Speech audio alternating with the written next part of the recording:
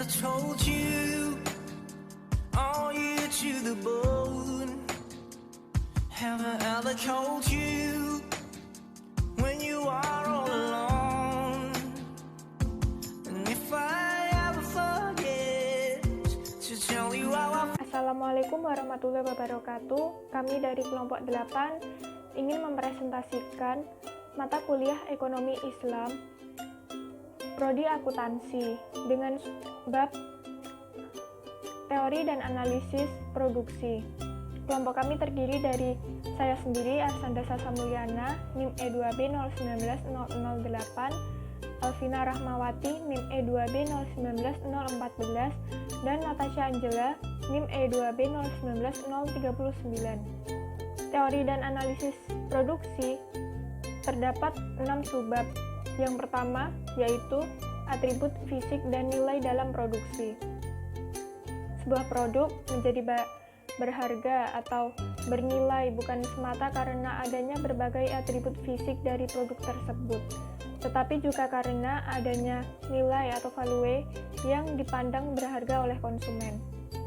Konsep ekonomi Islam tentang atribut fisik suatu barang mungkin tidak berbeda dengan pandangan pada umumnya.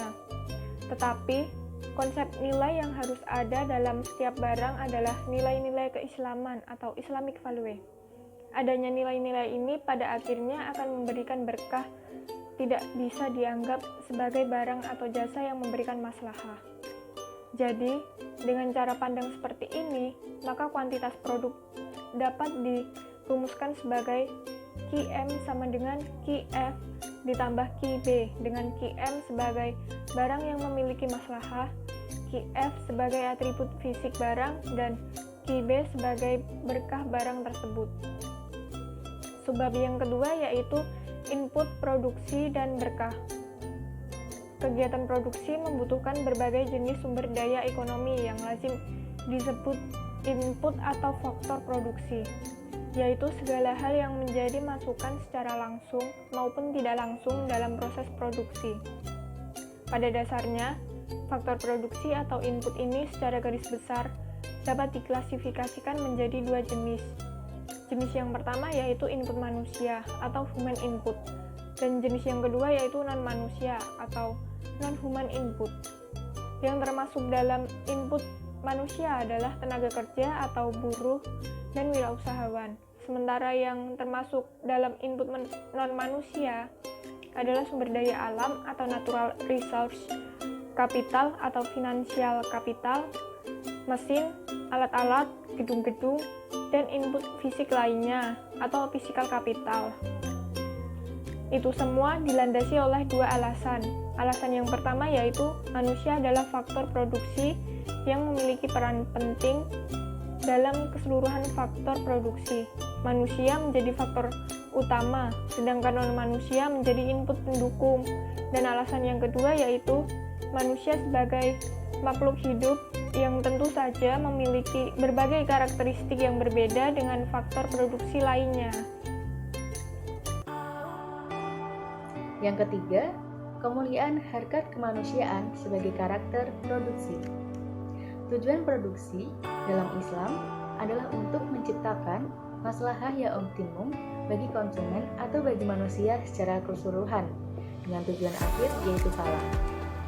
Substansi karakter penting produksi dalam perspektif ekonomi Islam adalah perhatiannya terhadap kemuliaan harkat kemanusiaan, yaitu dapat mengangkat kualitas serta derajat hidup dari manusia. Karakter produksi membawa implikasi penting dalam teori produksi. Contohnya, dalam memandang kedudukan manusia khususnya tenaga kerja. Substitusi antara manusia atau tenaga kerja dengan kapital pada dasarnya dapat dibagi menjadi 2 jenis, yaitu yang pertama, ada substitusi yang bersifat alamiah atau natural substitution, lalu yang kedua ada substitusi yang dipaksakan atau forced substitution. Kualifikasi manusia. Di sini ada 2. Yang pertama, manusia dengan kualifikasi jumlah dengan tingkat upah yang rendah. Dalam situasi seperti ini, kegiatan produksi akan menggunakan banyak tenaga kerja. Sedangkan dengan kualifikasi manusia yang sudah tinggi, maka tidak memproduksi barang bernilai rendah. Namun, Mereka diarahkan untuk memproduksi barang bernilai tinggi, sehingga dapat meningkatkan harkat hidup manusia. Yang keempat, eksplorasi dan pembentukan konsep produksi. Konsep yang dilandasi pada nilai-nilai Islam yang kemudian dirumuskan menjadi suatu konsep produksi. 1. Eksplorasi nilai dan prinsip Islam dalam produksi. Nilai dan prinsip pokok dalam produksi yaitu yang pertama, amanah untuk mewujudkan maslahah maksimal.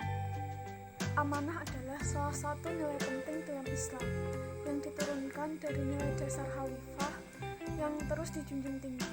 Pengertian amanah yaitu usaha untuk memanfaatkan sumber daya yang ada dengan cara yang sebaik-baiknya untuk mencapai kemakmuran manusia di muka bumi. Islam mengajari manusia dengan prinsip prioritas. Prinsip prioritas dalam Islam itu sendiri yaitu mengajari manusia agar memulai suatu kebaikan berasal dari diri sendiri, keluarga, kemudian lingkungan sekitar, dan seterusnya hingga masyarakat luas.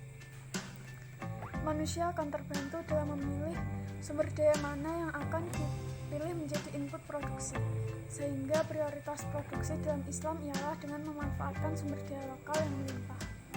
Yang kedua, profesionalisme. Setiap muslim dituntut untuk menjadi pelaku produksi yang profesional, yaitu memiliki profesionalitas dan kompetensi di bidangnya. Hal ini memberikan implikasi bahwa setiap pelaku produksi Islam harus mempunyai keahlian standar untuk bisa melaksanakan kegiatan produksi. Yang ketiga, pembelajaran sepanjang waktu untuk efisiensi. Pembelajaran merupakan amanat sepanjang hidup atau long life learning dari ajaran Islam, yang artinya bahwa setiap agen muslim perlu terus-menerus belajar. Adapun media untuk belajar dapat berupa apa saja, misalnya tempat bekerja. Dari tempat bekerja berangsur-angsur tenaga kerja akan memperoleh keahlian dalam memproduksi, sehingga kemampuan kerjanya semakin meningkat. Semakin meningkatnya kemampuan, maka jumlah barang atau jasa yang dihasilkan semakin besar, karena bekerjanya yang semakin efisien. Selain itu, frekuensi kesalahan dalam melaksanakan kegiatan produksi juga semakin menurun. Akibatnya jumlah barang yang gagal atau cacat menjadi semakin kecil, yang berarti penggunaan input per unit output juga semakin menurun. Hal ini disebut efek learning curve seperti gambar berikut. Ada cost per unit output dan unit of output. Selanjutnya yang kelima ada produksi dengan teknologi konstan. Konsep produksi yang sesuai dengan nilai Islam adalah konsep yang menganggap bahwa teknologi berproduksi adalah sudah given atau konstan, dalam arti bahwa teknologi yang digunakan adalah teknologi yang memanfaatkan sumber daya manusia sedemikian rupa, sehingga manusia tersebut mampu meningkatkan harkat kemanusiaannya. 1. Kurva ISO input. Kita asumsikan produsen memiliki dua alternatif barang yang bisa dihasilkan dengan menggunakan input tertentu, yaitu barang X dan barang Y. A. Input yang sama. Semua titik di sepanjang kurva ISO input menunjukkan jumlah input yang digunakan untuk produksi adalah sama. Dengan jumlah input yang sama, produsen dapat menghasilkan berbagai kombinasi output sepanjang kurva. Kurva ISO input dapat didefinisikan sebagai tempat kedudukan dari berbagai output yang berbeda yang bisa dihasilkan oleh jumlah input yang sama. B. Output yang lebih besar memerlukan input yang lebih besar. Jumlah input yang lebih banyak dimasukkan ke dalam produksi akan menghasilkan jumlah output yang lebih banyak. Sebaliknya, jumlah output yang lebih besar maka memerlukan jumlah input yang lebih besar pula. C. Kurva ISO input. Yang lebih tinggi menyediakan input yang lebih tinggi menyebutkan bahwa semakin tinggi posisi kurva ISO input, maka semakin besar input yang tersedia bagi produsen untuk melakukan kegiatan produksi. D. Transformasi input. Implikasi dari adanya substitusi adalah input yang dipakai untuk memproduksi barang Y ditransformasikan sebagai input yang digunakan untuk memproduksi barang X. Tingkat marginal transformasi input. Slope kurva iso input dapat dilihat pada penurunan ekspresi. Slope IT sama dengan DY per DX sama dengan MRIT. Dua implikasi konsep produksi Islam pada kegiatan produksi. Ajaran Islam yang dijelaskan di slide sebelumnya akan memberikan dampak pada produksi yang dilakukan agen muslim. Dampak langsung dari hal ini adalah yang pertama, penurunan input marginal. Ketika output produksi meningkat, maka penggunaan input meningkat. Namun jumlah tambahan input untuk memproduksi suatu output marginal input semakin lama akan semakin menurun sebagai akibat dari adanya efek learning curve. Penurunan ini akan berhenti dan berubah menjadi menaik ketika efek learning curve sudah berhenti. Yang kedua, efisiensi dan tingkat efisiensi penggunaan input. Penurunan marginal input mengimplikasikan telah terjadi efisiensi penggunaan input. Sebab dengan output yang sama, jumlah input yang dibutuhkan semakin sedikit.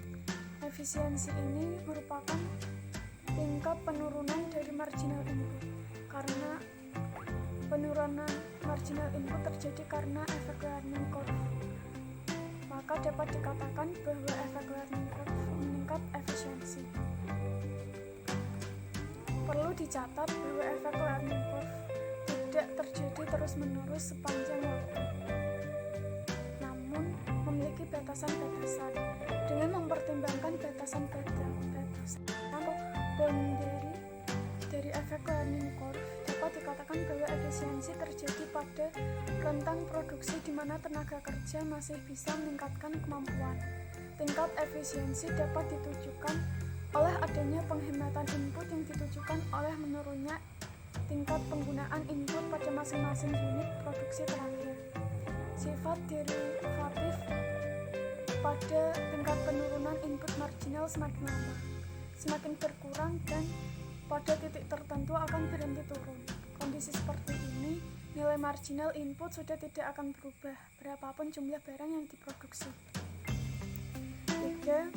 Kombinasi output maksimum.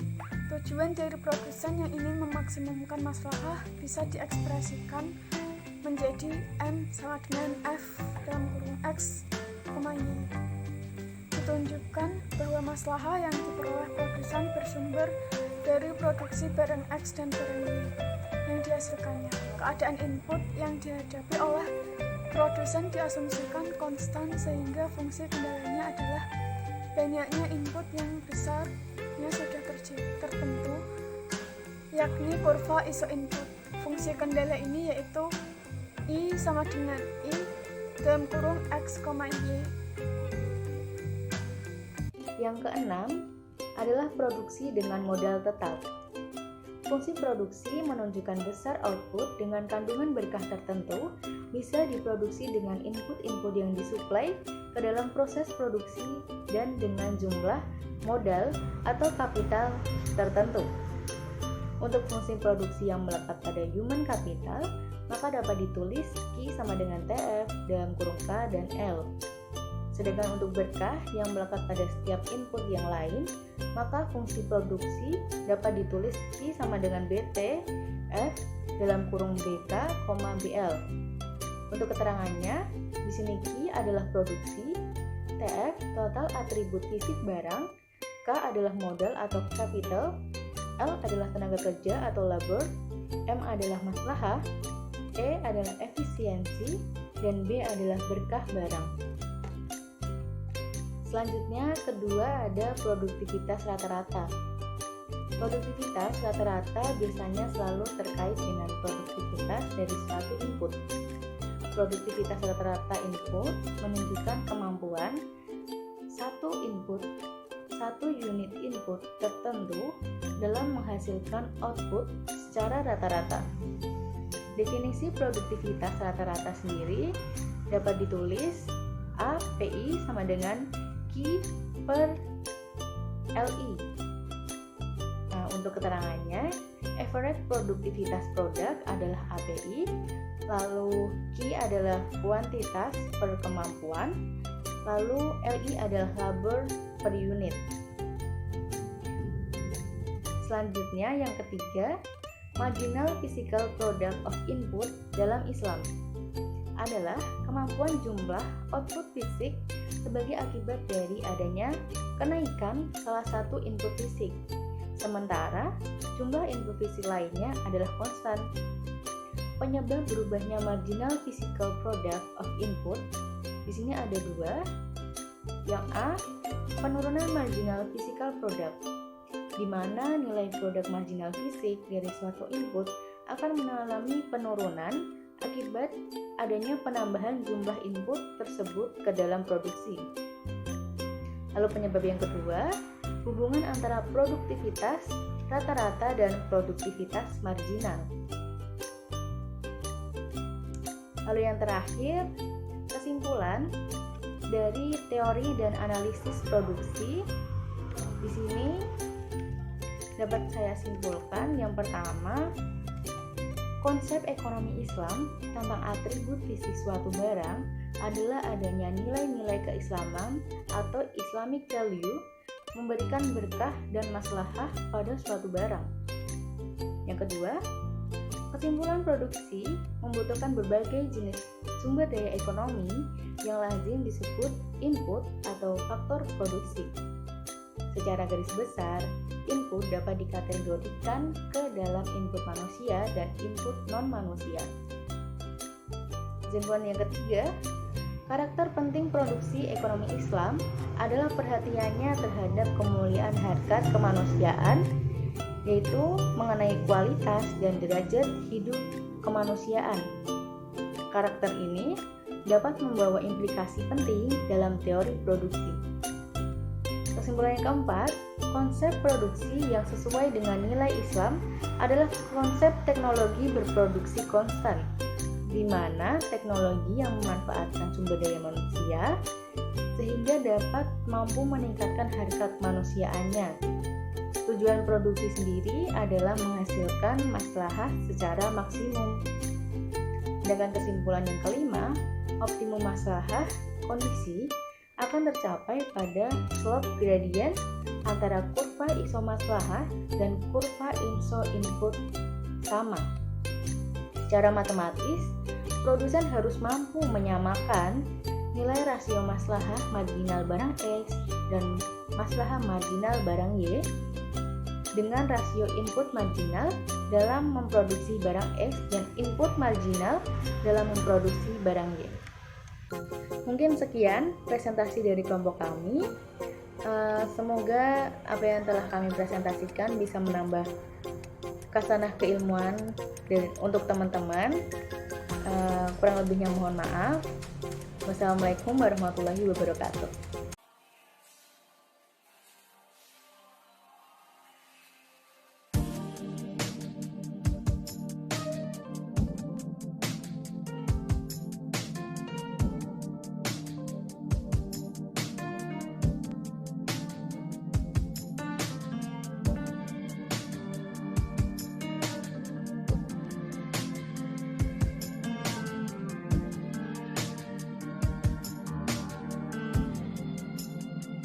Have I ever told you